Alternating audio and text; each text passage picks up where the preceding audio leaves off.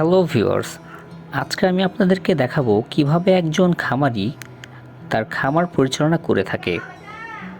Broiler মুরগির সবচাইতে গুরুত্বপূর্ণ সময় হলো প্রথম 10 দিন।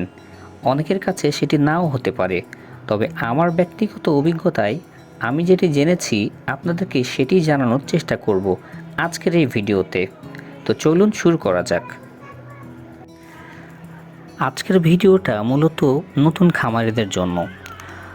প্রথমে খামারের চারিপাশ এবং খামারের ভেতরে ভালোভাবে চুন ও জীবাণুনাশক ছিটিয়ে নিতে হবে।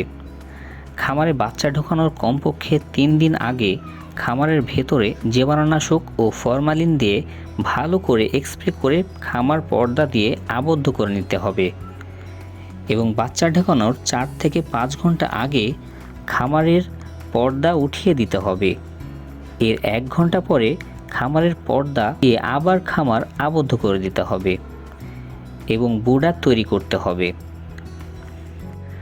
বাচ্চা ঢোকা 2 থেকে 3 ঘন্টা আগে খামারের লাইট জ্বালিয়ে দিতে হবে।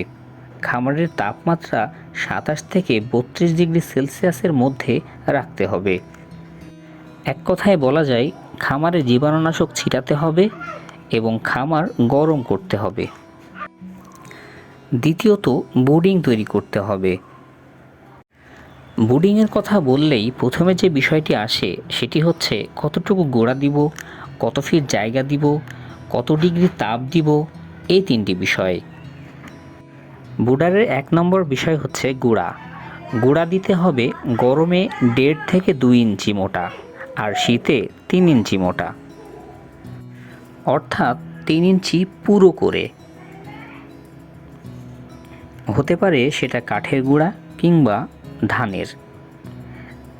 তারপরে আসছে আয়তন। 350টি মুরগির জন্য বুডারে মাঝখান থেকে 5 ফিট অর্থাৎ এক প্রান্ত থেকে আরেক প্রান্ত মোট 10 ফিট জায়গা।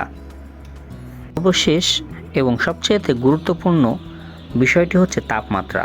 মুরগির তাপমাত্রা যদি ঠিক না হয় তাহলে মুরগির ভেতরের কুসুমটা ঠিক মতো গলে না এবং মুরগি ইকোলাই হয়ে মারা যায়।